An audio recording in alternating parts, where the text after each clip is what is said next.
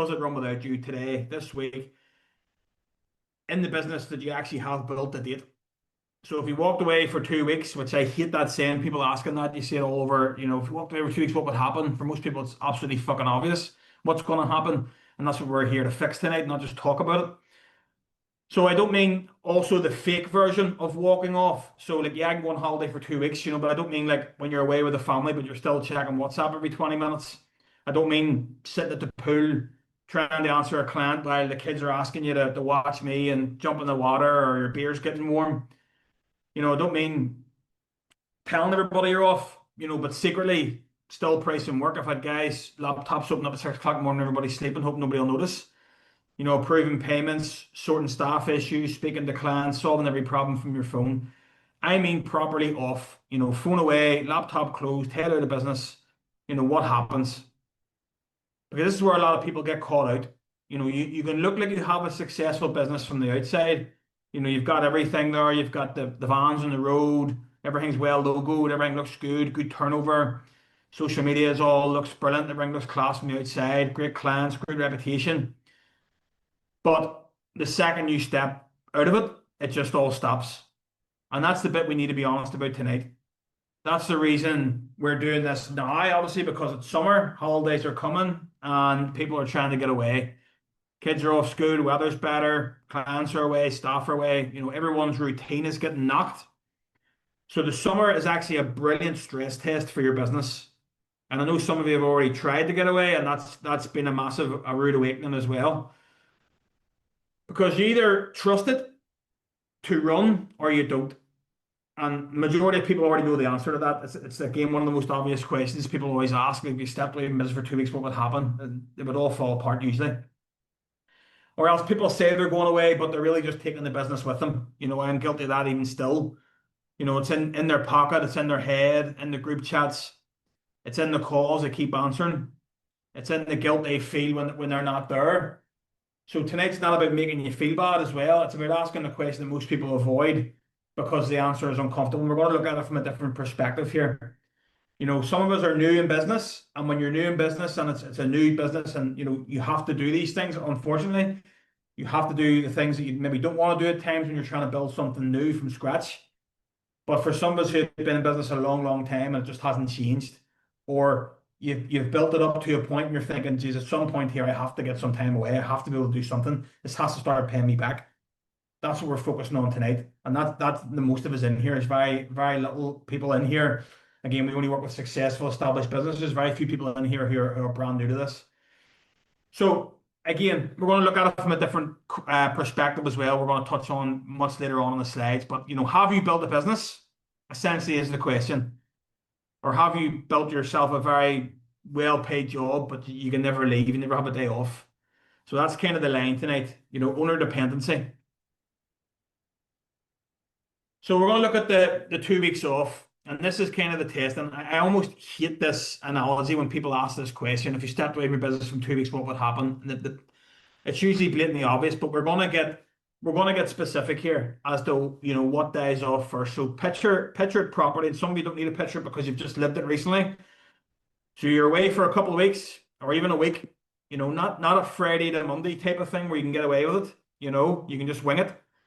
Not a couple of days where the team can hold their breath until you're back. Or I had a conversation today with somebody who said that if I'm off, we're shutting the business down. And if I'm off, he's also has to be off. He can't do anything by himself. So 2 full weeks or maybe even a week. Some of us you may not even get that long weekend, but you're gone. No phone, no laptop, no checking in. And I don't mean like a Christmas time when the whole world stops. I mean like in the summertime. And again, for us, some of us here in the north of Ireland or Northern Ireland, that the 12th fortnight used to be the thing in construction where the whole place shut down, especially commercially for 2 weeks. That doesn't even happen anymore. That's not even existent anymore. Some people still try and stick to that rule, but for most that's just not the case anymore. And especially like that industry standard isn't recognized anymore for most clients, customers, and different people. So I'm talking about fully off. So not look, send that to me and I'll look at it. Ring me if anything goes wrong. I'll jump on the call for 5 minutes. Not I'll press it tonight when everyone goes to bed. I mean, like actually off. So ask yourself this, like, what happens? Say you're off now. What happens on Monday morning? Who opens up the site? Who knows what the priority is? Who knows what needs ordered? What's being ordered? What's coming? What's not coming? Who knows what stage the job is at? Like, who knows what subcontractor's due to come next or whatever's going on? Who knows what, the client has been promised and what their expectations are? Um, who knows when, even more importantly, outside of just the operations side, who knows what money's due in? Who knows to expect what payment and when? And if it doesn't come in, they have to chase it up. Who knows what money is due out? Who generally knows what decisions need to be made? Because this is where it kind of gets real. It's very easy to say, like, oh, the lads would know what they're doing, like, they'll be grand. But would they? Or would they only know because you told them yesterday? But if we're talking about a longer period here over a few weeks, it's very easy to say the job will keep moving, but would it? Or would it keep moving until the first decision has to be made? Or something didn't go to plan, or even the plans you laid out, all of a sudden, oh shit, something happened here. Does everybody go, oh, what do we do now? And that site audit pro, that report he was given, that WhatsApp says A, B, and C. This is B1. This is a curveball. What happens now? So it's very easy to say, the client would be fine. The client's dead on. The client, don't need to worry about the client. I barely hear from them. Or is the client only fine because they have direct access to you? So here's the uncomfortable bit. Most business owners don't fall apart in a dramatic way. Okay, some does, some businesses do, but it's never usually a big dramatic way. Same as with, like, progress isn't done by one big dramatic fashion, a big one. It's usually small things over time. So it's not like you leave and the whole thing explodes on day one. For some of us, that might be the case. But for some of us, it's usually quieter than that. A decision gets delayed, like it's slower to make a decision. A client doesn't get an update, they get pissed off, they're looking for answers. A variation maybe gets missed, something big that the guys decide, you know what, yeah, we'll be proactive here. We're going to help him out, and we're going to help her out, and we're going to get this done. We don't want to bother him with that. But maybe they weren't clear that that was outside of the original scope of works. And that's a variation. It doesn't get recorded, and it's a big cost. It adds on a couple of days. Or a payment doesn't get chased, or a valuation doesn't get submitted. A staff member guesses instead of, asking. A supplier issue sits for maybe 2 days, a mistake gets covered over. Standard slip, that's off the big one. People say when they walk away from the site, the standard slip. But a small problem becomes a bigger one. And then you come back to a mess. Not always a disaster, but sometimes a disaster, but mainly just a mess. And again, what you do is you jump back in, you sort it, you fix it, you work late, you get annoyed, you tell yourself, this is why I can't leave them to it. But generally, usually that's not the reason. And bear with me on this, okay? The lesson is not that you need to stay involved in everything. The lesson, 2 seconds. Okay, so the lesson is that the business was never set up to run without you in the first place. And I don't mean without you as in you're retired and running off into the sunset. So a lot of owners use their team's failure as proof that they need to stay central. It's like a blame. But sometimes the team didn't fail. Sometimes it's the structure that failed, or the communication that failed, or the standard wasn't clear of what was expected, or the handover wasn't clear. From you saying, right, that's me away tomorrow, lads, or whatever else, and it's all been a big rush, and no one's even had a chance to speak to you because you were trying to get all the invoicing done and everything else. You were nearly uncontactable, or you were just flat out working yourself, that nobody even got to ask any questions. Or the decision making wasn't clear. There was a lot of open ends before you left, and nothing really got answered, and everyone's a wee bit, there's a lot of ambiguity floating around. So the business, still needed you because everything is built around you. So when you're doing this test tonight, I want you to, I don't want you answering from ego. I don't want the hard man answer or tough woman answer. I did be lost without me. That's not a badge of honor. That's a problem. And I don't want the fantasy answer either of like, oh, I would be dead on, it'd be okay. Would it? Let's be honest, and not negative. That's the big difference, but just be honest about it. Cards on the table here and say, look, it is what it is. Realistically, no, I haven't even thought about that before. Or, Jesus, you know what? I couldn't even bear the thought of somebody else sending an invoice that's not me. There's a lot of this that's completely uncomfortable, and we're going to talk about that. That's the biggest overarching issue here that probably no one's ever came at it from this angle. And that's that we're all attached to so many things, and that belief of which who else could do that? Or that's not possible. Gee, I would not be comfortable with that. But not being comfortable with something and something not being possible are two completely different things. And usually the reason why we're uncomfortable is because we've never experienced it before. We've never known what it looks like. We've never had that. And usually, again, when you go through this process and you get to the other side, you're like, this actually isn't a big deal at all. And why did I not do this sooner?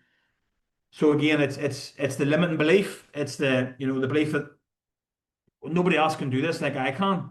Well, how come there's several other businesses doing the exact same thing?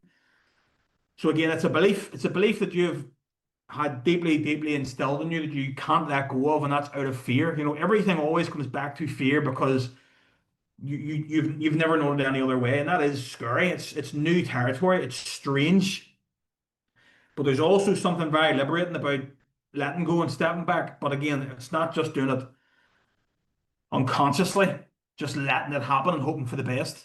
Okay, so we're looking at a middle ground here somewhere.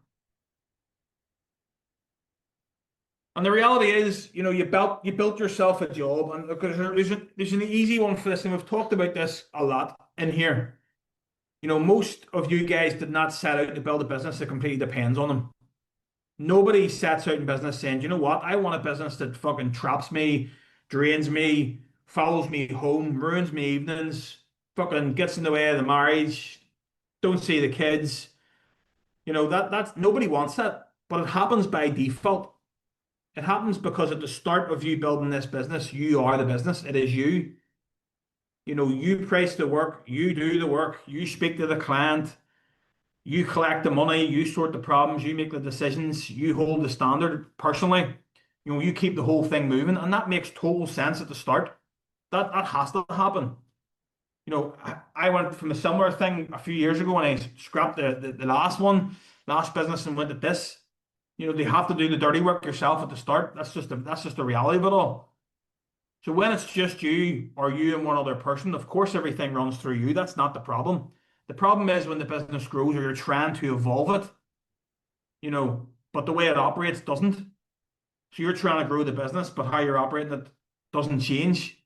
Maybe you add more work, you add more clients, you add more staff, your overhead gets bigger, the pressure gets greater, but the decision making and everything still sits with you. So what have you actually scaled? And the answer to that is you've scaled the dependency. It's just more dependency on you. So you've built a bigger thing that needs more from you every single day. And that's why so many owners get to a certain level and feel like they're actually going backwards, or you hear it all, the older hands saying, oh, I had 20, 30 men and 40 men and blah, blah, blah. And it's not all it's cracked up to be and whatever else. And that's why, the turnover's bigger, the team's bigger, jobs are bigger, risk is bigger, but the freedom is completely smaller. It just gets worse. So the very reason we all set out in business is to be in control, have more time, more freedom, more money. And maybe you're earning more on paper, but you're carrying so much more in your head, everywhere. You're busier than ever, but not necessarily better off. Sometimes you're busier, but worse off. And it's strange how you've got more people around you, but somehow more still lands on you. And again, it's not because the team are useless. It's not because you're useless. It's because this is the natural path. If you don't intentionally build a business to operate differently, then it won't. So the default setting is in an owner-led business is dependency. Everything pulls back to the owner.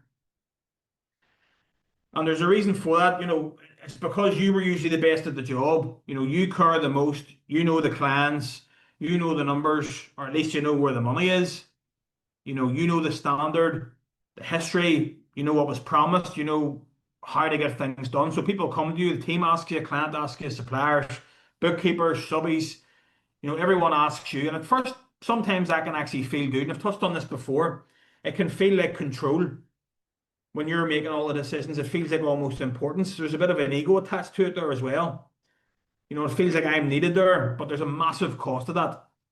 The cost is that you become the ceiling. The business cannot grow beyond what you can personally carry. So it's reached capacity, and that capacity is your personal capacity, and you can't take on any more. So it cannot move faster than your head can process. It cannot make more decisions than you can approve, or it cannot take on more responsibility than you can hold personally. And that's why you end up exhausted. That's why you end up resenting the business, because the business is pulling everything through one person. But I want to say this very clearly: being needed every day is not the same as being valuable. In fact, it's probably the complete opposite. So if the business still needs you every single day just to function, that's not strength, that's fragility, it's fragile.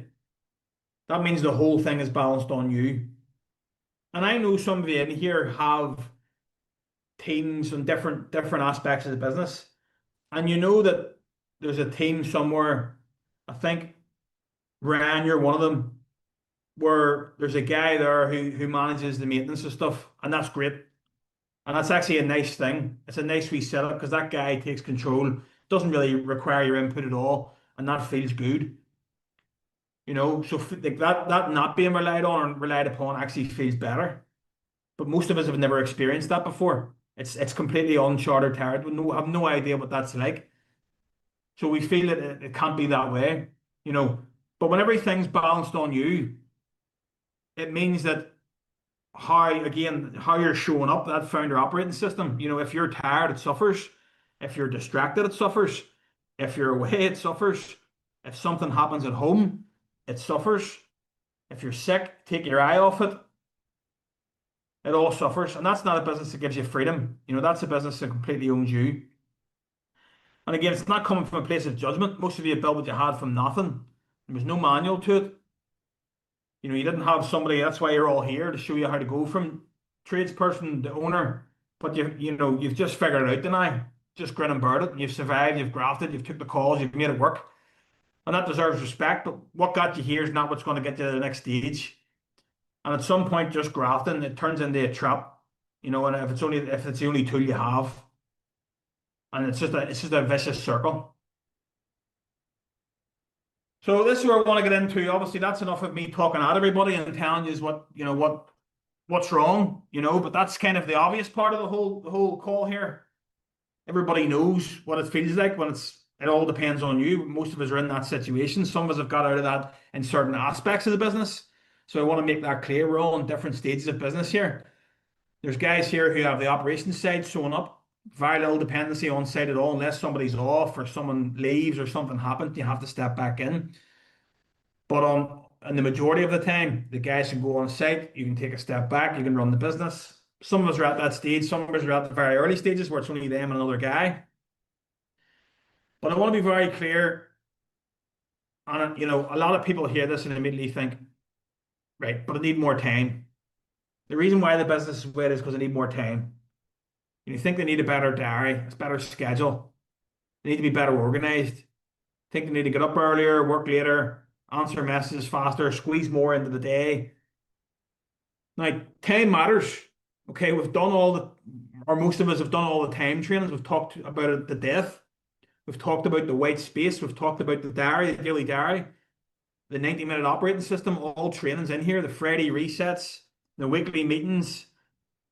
We've talked about planning to the cows come home, and all of that matters.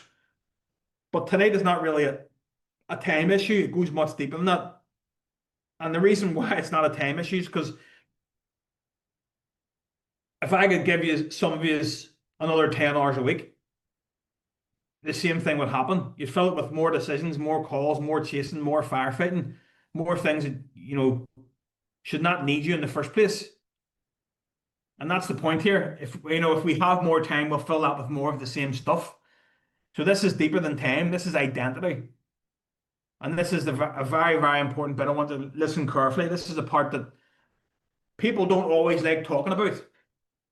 Because again, a lot of owners still identify as the operator. Nearly every person that I speak to, I had 2 conversations today, again, with people And that same conversation of, I'd like to take a step back. I would not completely off the tools. I wouldn't like to completely off the tools, but everybody says that. And not all of us are on the tools in this call, but that's because that is our identity. And the identity of that, it feels like you're in control or feels like you're one of the lads. Like even guys here who have been able to take a step back and weren't actually required on the tools still showed up to site every day because they felt like they had to, because that's their identity. Because what does it look like if they're not there? What are the guys thinking? So you're the person who does. You're the person who knows best. That's your identity. The person who can jump in and fix it. Person who can save the job. Person who can get it over the line. You know, had another conversation with the client there after the check-in. It was like jumping in to get the job finished faster to make more profit. But if that's the only way the business can make more profit quicker, then there's a gap there that needs to be bridged. That's not saying that that's a problem, but it shouldn't require you to jump in to turn things around faster unless you're just an extra pair of hands. Fine. But if it's the only way the job gets done in the time that you've kind of allowed it, or it can be done that way, why can't it be done that way by somebody else? It's like it's quicker if I just do it myself. Like that's what you have to ask yourself, why it's quicker if you do it yourself. Is it because I have to explain it or whatever else? But that's how people are trained. Team don't just come along and slot in there and just get on with things. But it usually only has to be done in the early stages, and it's trained into somebody to eventually you're trained up to think and act like that. And that doesn't just happen with time itself. That happens with leadership. That happens with guidance. Look, and sometimes it is quicker, and that's the trap. So in the short term, it's often quicker for you to do it. Okay, again, key word there. In the short term, it's often quicker for you to do it. It's quicker for you to make the call. It's quicker for you to price it. You've explained something to somebody and you go, "Fuck, I know what, I'll just ring it myself." And yes, you could be standing trying to give ownership to the wrong person. Like there's so many variables here. And we're not here to try and fix everything at once, but we at least need to try something in a strategic, planned out, mapped out way. And then we'll see where it falls down and we'll see where we make the fix. But it's quicker for you to price it, it's quicker for you to explain it to the client. It's quicker for you to solve the issue. But quicker today usually means weaker tomorrow. If it's quicker today and you're always jumping in, short-term gain, long-term pain. It's never going to change. Because I had this conversation with Keith. Every time you step back in and take it back, you're training the business to need you again. You're telling the lads that he is needed every time in order to do this right. And subconsciously, you're knocking everybody else. And sometimes that is the fact, but there's reasons why. If you train the team that you'll solve it, you train the client that you're the only person worth speaking to. Nobody else knows what they're talking about. You train yourself that letting go is a massive risk. And then you wonder why nothing runs without you, or you're frustrated as to why you can't get to that stage. This is why I talk so much about going from operator to owner. Not just because it's a nice title, but it's a different identity. So the operator would ask, how do I get this done? But the business owner or the founder, ask the question, how do I get this done without everything coming through me? How can I delegate this? How can we do this differently so that you do understand? How can we do this differently that you'll get what I'm saying here? How can we do this from a different approach? What system can we put in place? How can we process this in some way? So that's a completely different question and perspective. And again, it's something I always often flash back and ask the question, but why did you have to jump in to make it quicker? Like what's the gap there? What did you do differently that they can't do? And why is that happening? And that's the question most people never ask. They just react and then that's it, move on, and the same thing happens week upon week upon week. Keep trying to be a better operator, better organized, more available, more responsive, more hands-on, more involved. But the goal is not to become the world's most organized bottleneck. The goal is to try and build a business that can move without you standing in the middle of every decision. And that starts with detaching yourself from it. Detach before you build. And I don't mean walk away. The language here is very important. I mean detach from it mentally, like from a belief perspective, that it is actually possible that somebody else can do this. It doesn't need to just be you. So you have to detach before you can actually build the process, because if you try to build systems while you're still emotionally attached to being needed, you will sabotage the system. You will step back in again and take over, and it'll all be fucked out the window. So you'll not follow through with a plan if you don't believe in the plan. If you're kind of almost hoping it'll fail to be proved right and go, see, I told you it couldn't happen. I told you they're not good enough, or I told you it just doesn't work. My business is different, and fuck, I've had that a few times. My business is just different. Well, how come I've helped four or five other people in the exact same trade, in the exact same industry do that? It's not it's a belief issue. So what happens is you'll create the process, you'll create the system, or even bring in the new person, but then it'll get ignored, or it'll all fall down. You'll hand something over to somebody and you'll take it back. You'll bring in an admin, but then you don't really want them to take control of that. You're nervous about what might happen, so you jump back in again. They're kind of going, "What am I here for?" Or you'll bring in the hire and you'll say, "But I'm still doing all this work. Why am I still doing this? I thought bringing him in would take all this from me, and it hasn't. So I'm just going to get rid of them." But it's because you haven't let go, you haven't detached, and there may be because there's a system missing or a process missing. But the belief and the detachment needs to be there. You need to decide that this has to happen here. We have to trust the process. We have to follow this through until something there's a clink somewhere. No one said that it's going to be plain sailing. You will come across a hurdle during the plan. That's what we're here for, to help you divert it or help you overcome it. But it's not to say there will not be roadblocks along the way. There absolutely will. It's almost guaranteed. But it's about looking at it and asking the same questions again. How do I fix this? Because I'm not going back to that way again. No chance. So it's like you'll say you want team to think for themselves, and then you get annoyed when they don't do it exactly how you would. It's never going to be 100%. You're never going to replace yourself 100%. Replacing yourself 70 or 80% is fucking huge. There's never going to be anybody who's going to treat this business or act in this business like you might get a diamond somewhere or a needle in a haystack, but if you can get somebody to do it 70 or 80% of the time, you're laughing. People, it's like a contradiction. You say you want freedom, but you keep choosing to control. And that's why, tonight is about detaching. We're not talking about building, we're not talking about fixing everything, not hiring somebody to fix the problem, not write 20 systems or get a fancy app. We're just talking about detaching from the ownership. Be honest about how much of the business is still you. That's the first move. Identifying, wow, I didn't realize like how much there is here.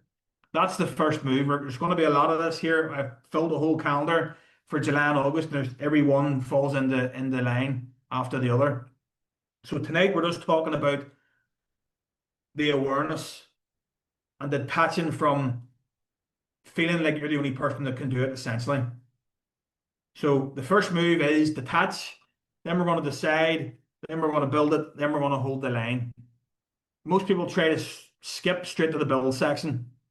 They want a template, they want a system, they want a process, new staff member, a manager, fancy titles.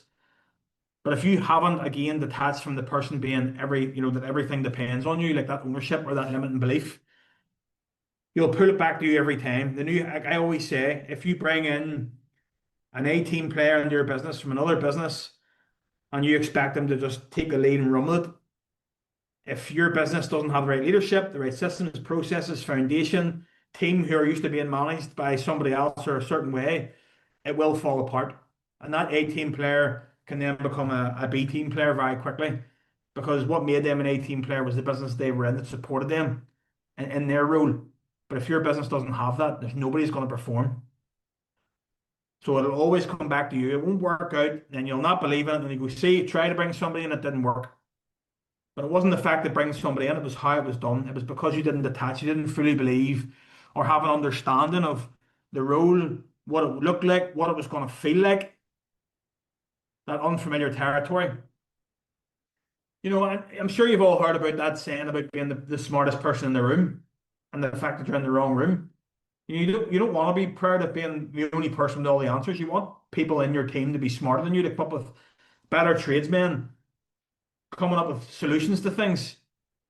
You want that. You want people to take the lead. You want people to give opinions on how to do things better.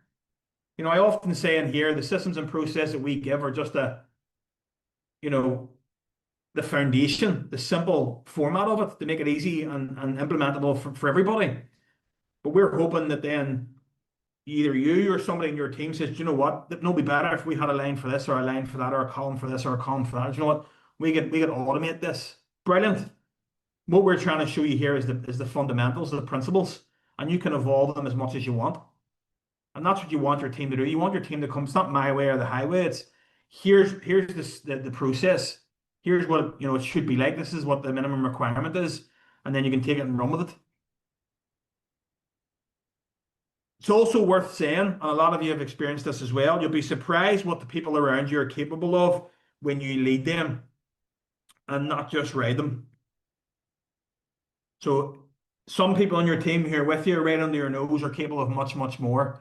But we have this belief again of maybe with us for a few years, and you're still treating them like that young lad who was there at the beginning. But they've grown, they've evolved, they're just afraid to come forward and making a suggestion or an opinion or take ownership because they've been told that no, I'm the boss here and just do as I say and that's it. That's all you need to do here. Nothing more is expected of you. So they'll stay that way. And they'll just come in and they'll keep their head down and they'll do their day's work and they'll go home again and that's it. Because that's what you've taught them that they need to do. So we're going to measure it here, okay? And again, usually I hate this analogy, but we're not, not talk about it in theory. We're going to grab the workbook, okay? I'll get it up on the screen here for anybody who doesn't have it. Again, I only share it late because I hate people filling it in beforehand, okay? So question one there, the step away test. There's going to be time to fill this in. So let's just talk through it and make sure everybody has an understanding. Then I'll set the timer. You fill in the answers and then we'll move on from there. So you don't need to fill it out now. There's going to be plenty of time. So you'll see the step away test. And for some of us, this is going to be all ones. For some people, it's going to be fives in some places, twos in other places. But it's a scoring exercise. Sure, there's a list of statements in there about your business. And you're going to score each one of them from 1 to 5. 1 means completely you. Totally, it's terrible. And 5 means that it's perfect, runs without you. Okay? So 1 means it's all you, it doesn't happen without you. It stops, it gets delayed, it gets done badly, or no one even knows it needs done. 5 means it runs whether you're there or not. So it's clear, it's owned, it's followed. Maybe not perfect, but it does not need you every single day. So if there's materials required or a decision about a certain cut or something happens, client asks a question, can the question be answered? Or does it need to go, oh, Joe, I don't know, I can't make that call. It's like, I only asked you, did you, are you going to be here tomorrow? And they're afraid to answer because even though they know they're going to be there tomorrow, they're afraid to make an answer in case you come in and go, what did you tell the client that for? Don't you tell the client anything, don't speak to the client. So here's the important bit. I don't want you to score with your, again, intention. I said this at the start. Don't score what you think should happen. Don't score what would happen on a good week with the right people in the right mood and no problems. Just reality. Like this week, I know some of you have had tough weeks, but it's only Tuesday. But what happens today? What actually happens today? So if you were away tomorrow, what would happen? And that's the score. We're talking about holidays here, but there's worse things can happen here. Get sick, something goes wrong. And if somebody will want to soften it, you'll think, well, it's probably a 3. But is it really a 3 or is it a 1? You don't like writing 1 because it's not nice to read or not nice to be honest about. So there's no value. I said this the live event. I say this all the time. There's no value in lying to yourself in a workbook. Nobody else is ever going to see. Fake good score helps nobody. A low honest score is actually useful because you know where the business is exposed. So let's just talk about what your score tells you. So if you add your scores up, okay, I'm not actually that bothered about the total number, to be honest. Okay, the number is useful, but the pattern is more useful. Because if you only look at the total, you either beat yourself up or you'll feel better than you should. The real value is where the low scores are. So every 1 or 2 that you've written down is a place where the business, still depends heavily on you. And that's not an opinion, that's the map, that's the indicator. So if you scored low around money, the business probably cannot manage cash flow or money in and out without you. Maybe the only one who knows what needs chased, even though we should all have our trackers in place. Most people on the call here now will. You're the only one who knows what has been invoiced. You're the only one who knows what's due in and due out. You're the only one who knows whether a job is making money or just keeping everybody busy. And it'd be interesting just to get a show of hands. Hands up who would feel uncomfortable with somebody else having access to the bank account that's not your partner or whatever else. Hiring somebody in that could actually pay out of your bank account. Hands up who would be uncomfortable with that. Yeah. Most people would be. Okay. And I bet like, for most people it probably scares the shit out of you. And that feeling, again, is a fear of a lack of belief that someone else can do it right. But the reality is that most of them could probably manage that process better than you can. And that's it. That, again, that comes down to fear of God. Imagine somebody having access. Imagine even somebody seeing those figures. What can they do with it? They can do fuck all, really. But it's just that fear again, that belief of like, oh, I don't want somebody seeing, I don't want somebody knowing, or what if they send them, yes, you can approve something, but somebody actually making the pick. So we're due to send 20K here to Haldane Fisher. Is that okay? Yeah, perfect. They make the deposit. It comes up on your phone, probably and pings you. But that thought of somebody managing anything like that just scares the life out of you. And again, that's just the lack of belief that somebody there can do it. But look, if you scored low around team, then that's because the standards probably still live in your head. Okay, it probably all still floats about in your brain. Team wait, work hard, but they're waiting for you on every direction. They may be decent people, but they don't own the outcomes. There's no ownership. They're just guys showing up to do what they need to do and what they're told to do in the short term. So there may be some of them, again, not everybody's put out to be a leader. Some are good on the tools, and that's what they should be, kept to. But there's other guys there who are more incapable of leading. It's maybe not the most obvious ones either. I had plenty of great guys on the tools. When I put them in the management role, they completely fell apart, or they didn't have any authority over the men. And there's sometimes, often, the most people I thought were going to be the worst, and they ended up being the best because they thrived in that environment. So not always our best employee is the one to be promoted. That's not always the way it goes.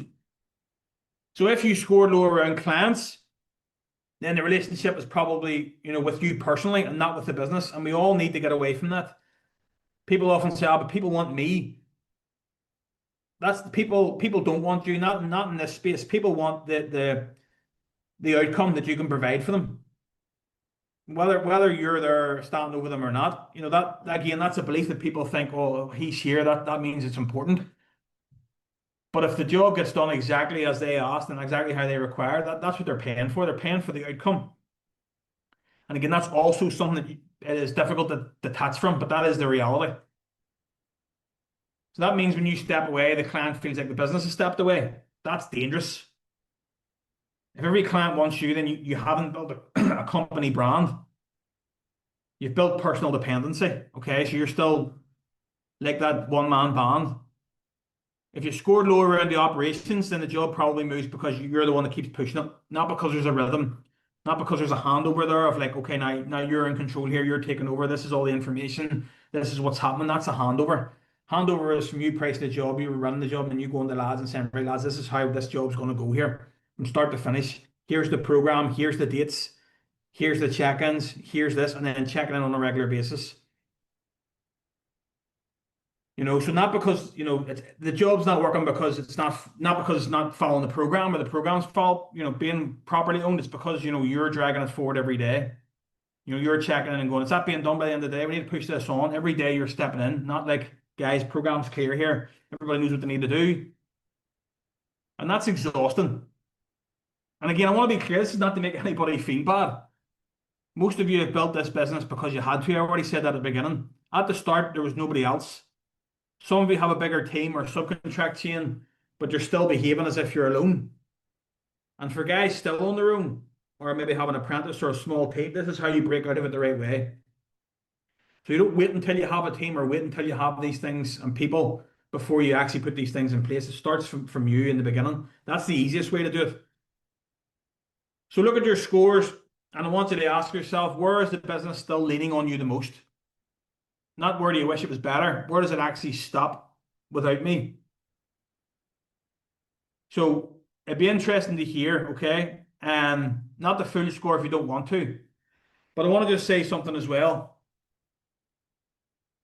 Anybody who scored low in everything because there's ones in here that can be fixed easily. So if you have a small team or you use subcontractors, one and two in here, number one and number two can be solved with good written communication.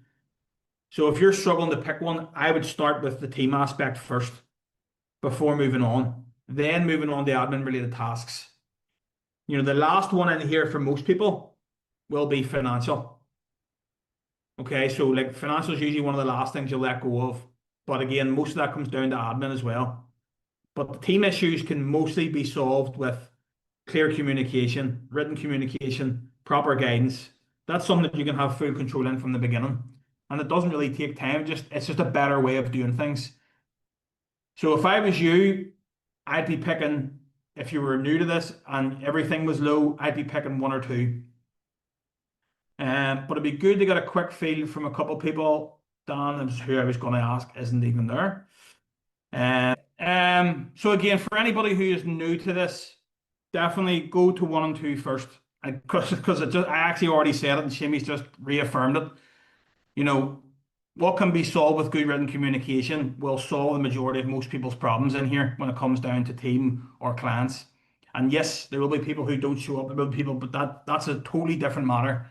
That's if the communication is there first, but someone doesn't show up. That's nothing that you can control. The only way to control that is to just eliminate that altogether. So I want to go one level deeper, because if you walked away tomorrow, everything would probably not break at once. It feels like everything would, but usually one thing breaks first. One thing goes before the others, or one thing is maybe more important than the other things. So the one thing starts then a chain reaction, and that's what I want you to find, because the first thing that breaks is usually your biggest dependency. And it's often the area you're proudest of being good at, or the one you least have belief that somebody else can come in and do. And that's the reason why it stays with you. So you're good at pricing, so every price comes through you. You're good with clients, so every client comes to you. You're good at solving problems, so every problem waits for you. You're good at spotting mistakes, so nobody else is trained to hold the standard or stop or make decisions. So your strength then becomes a bottleneck. And that is one of the hardest things for owners to accept. But it does not, it does not feel like a weakness, because, it feels like I'm good at this. So yes, you may be good at it, and yes, it's important and that, but that's exactly why it's dangerous. Because if the only person who can do it well, the business is again trapped at your capacity. So I want to answer that question there. If you stepped away tomorrow, what breaks first? Not what annoys me first, not what I complain about the most, what actually breaks. Is it the team don't know what to do? The client doesn't know what's going on? The job comes to a standstill? The quality is just abysmal? Everybody just fucking does what they want, and it all just falls apart? The money doesn't get chased. But again, see that quality? Well, that quality comes down to either lack of training or pure fucking ignorance. Ignorance is something that cannot be taught. If someone just cuts corners because you're not there, then you need to be questioning your team and looking for other people. Just hanging on to somebody because they've been with you for a long time. But if you step away, even though they know what to do 42 weeks of the year, or 48 weeks of the year, but the other 2 days or 2 weeks that you're off or something happens, they just go back to what they want to do. That's just pure ignorance. That cannot be trained, unfortunately. So the money doesn't get chased, the program falls apart, variations get missed, materials don't get ordered. Nobody knows what matters. Be specific. So everything is not an answer. So I'm referring to this question here, this box here. What breaks first? So saying, and you can fill it out as I'm talking if you wish, but everything is not an answer. Just writing everything is not an answer. When someone says everything would break, what they're usually saying is they haven't looked closely enough yet. Yes, they all may fall apart, but there's always the first domino. Find that one. That's where the work starts. So, I remember even speaking to an owner who said he wanted to step back, but every single quote still had to go through him, not just the final approval, the whole thing. Inquiry came in, waited on him, site visit waited on him, price waited on him, follow-up waited on him. So he was saying that he wanted away from it, but the sales cycle was literally designed that without him, it didn't, just all fell apart. But he kept telling himself that, he was the only one that could price it. But people literally get, that's literally people's role. Freelance estimators, pricing a job is not hard. If you get quantities, If you get a bill of quantities, you get somebody doing a takeoff, you can put your own rates against it, you can control it all at the end. But again, it's that belief of, but what happens if somebody misses something? But at the same time, how many things have you missed when you're pricing your own work because you're doing it in the evenings or you're doing it at the weekends or it's all getting through together? So giving this to somebody who can sit for hours uninterrupted and literally do every takeoff and go through everything and raise a load of questions. You know, Derry is somebody who's unfortunately unable to make the call day for personal circumstances, but this is something that he held on to for dear life, which was pricing jobs. And the more he delegated, he realized, do you know what? If I actually stepped away from pricing, we wouldn't win any work. If something happened to me in the morning, there would be no jobs won in this business at all. So essentially, if the work dries up, so does the business and it's gone. So although it was very difficult, he made the decision, I'm going to have to enlist in help of an estimator, get somebody in to price work. And he's done it, and we've done it in a very strategic way. We built up the schedule of rates, we built up BOQ, we set out the standard, we showed, like, again, there's work that needs to go into this before it's delegated. But that decision, like I said, about detaching from it, this is something he held on to for dear life. Nobody else can price. I need to know, I need to look at it, I need whatever. So, but he needed to detach from that ownership before he could then build the processes, build the system, and finally hand it over. And he's eventually done that. But what he's done is he's identified that detachment is the first step. And that's exactly what we're talking about here tonight. So that's what I kind of want you to look for tonight, okay?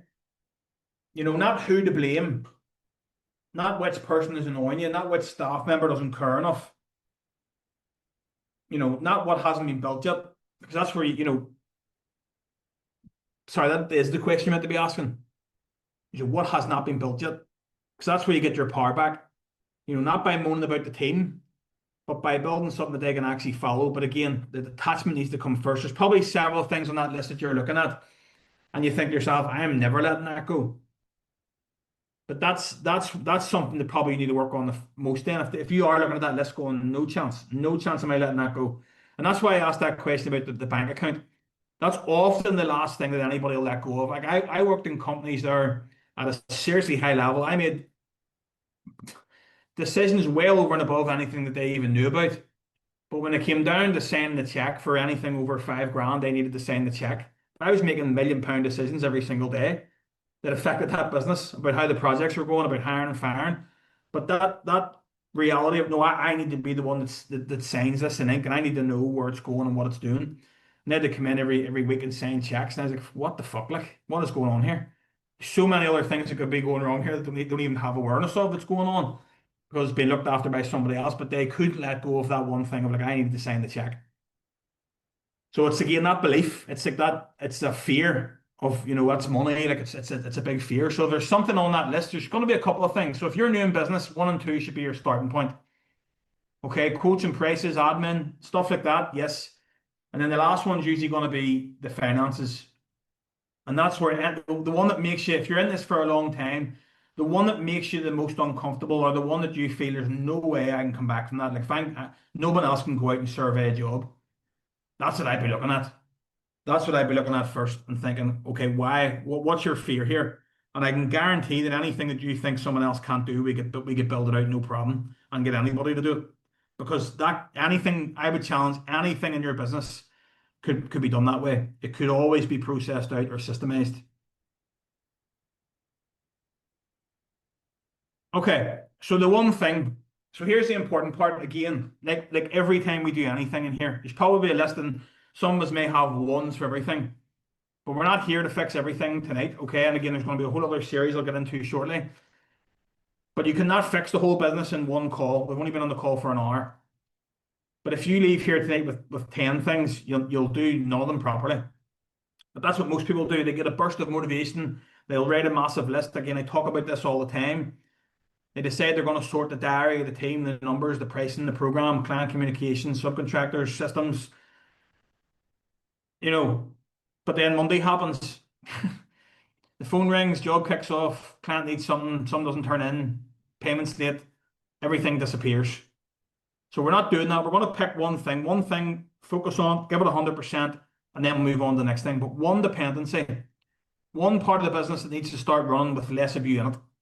And again, if you're ones for everything, I would start at one. I didn't actually number them, but it just kind of happened. One is probably the most obvious one, you know. Sorry, probably number two.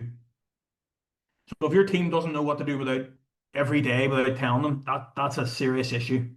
That's probably the easiest thing you could fix first, to be honest. Just through communication, like what Shamey said.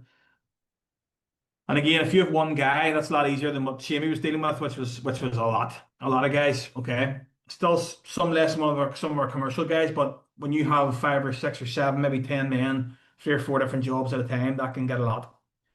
So pick one part of the business that needs to start running with less of you in it. That does not mean you disappear overnight. Okay, that's not realistic. It's not about dumping responsibility on somebody else as well and hoping for the best. I always say that. So that's not leadership. This is about taking one piece of dependency and starting to transfer it properly. So look at your score, look at your lowest areas, look at what would break first, then pick one of the things. Might be the biggest one, the one that if it starts running without you would create the most freedom. I would encourage everybody to pick that one. Or it might be the easiest first win. So if you've been in here for a long time and things are going really well, pick the hardest one. If you're brand new to this, pick the easiest one. Well, you could also pick the one that scares you, the least. Again, the handover. Both are fine. The worst are the easiest. But I would always challenge the guys who've been here a long time. If you're picking an easy one, I will call you out on, especially if one you've already solved. Okay, that doesn't actually count. All right. So that's like when you write your to-do list and you're writing stuff you've already done that morning just to tick it off, so because it feels better. That doesn't get you anywhere, and we've all been guilty of that. Okay, so sometimes the easy win is better, okay, because it proves that letting go does not mean everything falls apart. So again, if you're new to this, write down. Everybody just needs to write down one thing, not a vague thing. Okay, what's the one thing? So don't write down sort the team. That means nothing. Get better systems means nothing. Delegate more means nothing. You need to be specific. So something like the morning job briefing or setting the lads up in the morning does not need to come from me. So for Keith, that's probably one that you could pick for your guy. Client updates need to be owned by somebody else. So again, Shimmy, if maybe with your team, maybe not. But again, if we could set this up in some way, client updates need to be owned by somebody else. That could be done if that's something that's really dragging you down. Maybe it's not, and it's okay. Variations need to be recorded before they hit my head. So that's probably more for the commercial guys. That's probably a big one. That's one for me that was really what really got me in commercially, that most people didn't recognize the variation because the scope was so fucking big. You're talking, £10 million projects that run for 2 years. Not everybody knows the scope. Sometimes you have to check yourself. So weekly cash review needs to happen without me chasing everything. Okay, so can you call upon a number straight away, or do you have to go and physically check yourself? That's probably an easy one. Admin solves that all day long. Easy. Ringing or texting somebody and getting a figure, and that someone else is controlling all that is fantastic. Site standards need checked by the lead and not just me. That's specific. So like you're talking about the quality there. Getting quality checked by somebody on site, like a foreman or a senior guy, not just by me. So that could be somebody like Graham, who has a senior guy and a junior, but again, he needs to go out and check things on site. Maybe he does, maybe he doesn't. Just an example. So materials ordering, I know for Shamey, again, for some of the guys, that was a big one. Material order needs a clear process. So not running to and from suppliers all the time. If that's something that's draining you, guys, again, nobody here should be running back and forth to suppliers. Not a single person on this call or anybody inside the blueprint should be running back and forth to suppliers. Shouldn't be happening. Team need to know the top 3 priorities every week without asking me. So the team need to know. So that again, that comes down to communication. So again, what Shamey said, a program. So that's something like one thing. The team need to know what's going on that week. The team need to know where we're starting and where we're ending, what's expected all week, without me asking them.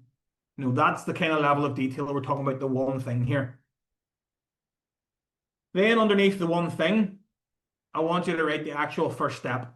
So not the whole plan, just the first step. So who needs spoken to, what needs written down, what needs explained. So maybe I need a program, I need a purchase order in place. I need clearer communication with the client. I need to have a meeting every Monday morning, like a team huddle, like tell the guys exactly what's required, regular check-ins. What needs repeated every week. What standards need made clear? What decisions need moved away from you? Think about what meeting need in place, checklists need created. Again, that's for like the quality. What checklists need to be created? What update rhythm needs to be, agreed. So if you're putting somebody on site, it's not a case of putting them on site and walking away. It's like what is the operating or what is the update rhythm or rhythm cadence? Small and real beats big and vague every time. Okay, so small, real changes beat big, stupid, fucking vague goals every time. They never fucking happen. Small changes over time, implemented, done right, full focus until complete. And yes, again, there will be hurdles, there will be things that will challenges will come along the way. You don't just fuck it out the window the first one that comes. Come to me, we'll talk about it. Why did it happen? How did it happen? What do I need to do? Okay, try this, and then we'll move on. People, right, systemize the business. Okay, I need to systemize the business. Brilliant. But what does that mean at 8 o'clock in the morning on a Monday? It means nothing. Okay, but create a simple job handover template before the next job starts is a real thing. Get the foreman on site or the lead guy on site or the team leader to send the client update every Friday with me copied in for 4 weeks. That's a real plan. Okay. Make sure all materials are ordered, even like in advance. That's sitting down with anybody or somebody or even yourself and going, what materials are we needed for next week? Sitting down on a Friday and going, for next week, what's required? Like start looking ahead and planning ahead. Material ordering for one job, someone else with a clear checklist. Like, here's where we order from. This is what you should probably need. When you need it, ring this guy, do this. Here's a purchase order. This is how you fill it out. That's how you build things. And again, it's not going to be perfect from the beginning. We're not trying to change everything overnight here. Nobody's saying this is going to just happen at the click of a fingers. No one said it's going to be easy. There's no one way of doing things. We're all dealing with our own businesses, starting from different positions, different beliefs, different challenges, different time constraints. Everybody's business in here is completely different. So what worked for Shamey won't work for Dan, what worked for Dan won't work for Graham, won't work for Keith, won't work for Seamus and Christine. It's all relative. It's all different. So again, it's not going to be a case of I done this, which is what happens to everybody in this industry. Everybody in this industry asks somebody else and they tell this is what I done, they do it, what didn't work. But that doesn't mean like it may not work for them either. Just because somebody else done it doesn't mean it was done right or it was the right way to do it. But also if it worked for them, it doesn't necessarily mean it works for you. So it could be an element of trial and error here. Okay, so take a few minutes. Okay, so I just want to bring it back to the main point. Okay, tonight we have not built a system. All right, that's on purpose because if we just jump straight into systems tonight, again, I've touched on this already. A lot of you would miss the real work. So you'd write a checklist for something you're still not willing to let go of. You'd create a process for something you'd still want to control. You would say the team needs ownership, but you would keep stepping back and every time they made a decision differently from you. So first, we need to detach. Detach from being the only one who knows. Detach from being the hero. Detach from being the fixer. Detach from every idea that is dependent on you as proof you're important. Because long term, that dependency will cost you. Think of like why most of you are here. That's why you're here. What that holding that dependency is fucking huge on you. The quality of life, the decisions, sleepless nights, not getting that stuff, not getting price out the door, not pricing stuff, missing stuff. That's what being everything being dependent on you. That's the opportunity cost. Okay. It will cost you big time. It'll cost you time, headspace. It'll cost you your growth, family time, holidays. Some of us know all about that. It'll cost you the ability to lead properly. And eventually it'll cost the business value. Okay, which is also very important. A business that needs you every day is not much of an asset. It's just a job. Maybe a good job, maybe a well-paid job, maybe a job with staff, maybe even a bit of status because ego attached to it. People looks like you're doing well, so that's enough for you. You know, but a business that runs without you is very fucking different. A business that runs without you has value, has structure, leadership, rhythm, standards. You want clients who trust the business and not just the owner. Okay, so they want business name, not business owner name. So you want to be, have jobs that move because systems move them, not because you're personally dragging everybody forward and dragging everybody along. That's what we're building towards, okay? We're saying towards here. We're not trying to fix it all at once. That's never going to happen. But it starts with honesty of tonight. Okay, so there's a lot of people in here who don't believe that certain things can happen. But you cannot fix what you keep accepting as normal. I know a lot of this is normal in construction. I know everybody's busy. I know clients are demanding. I know staff can be hard work. I know things change. I know jobs are messy. I know the industry is not clean and it's not perfect. Like, I'm not sitting here from another industry coming in here trying to tell everybody how to suck eggs. I've lived it. But and also that can't be the excuse forever. Some owners use the chaos of the industry to justify the chaos in their business. And that's a difference. So you cannot control everything in construction, but you can certainly control more than what you currently are. And you can definitely build a business that does not need you involved in every tiny decision. And there's people in here who are proof of that.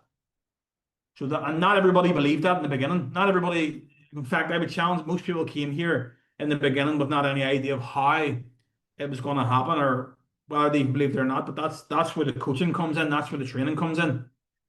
You know, most of us couldn't say, I don't understand how that could happen. And then you're sitting here now with it has happened. So it is possible. Some people it takes months, some people it takes a lot longer than that. And that's because of, again, not being able to detach from it. That's what the delay is. That's where the time comes in. It's not because of the trade or the environment or the whatever's going on, the team. It usually 99% of the time comes down to the owner not willing to let go of it or not believing in the process. So if you don't believe it can happen, it won't. It's as simple as that. It won't happen if you're not willing to believe it. That's why I tell everybody you need to have an open mind in here. Because if you don't believe it'll happen, you'll find the first thing to go wrong that falls in with your narrative, and then you'll cling to it big time. Okay? So the question you're leaving with tonight is not, could this business run without me one day? The question is, am I actually willing to let it? Because that's the honest one. A lot of people say they want the business to run without them, but what they really want, is freedom without letting go. And that doesn't exist. You don't get both. You don't get to stay central to every single decision and then complain that everything depends on you.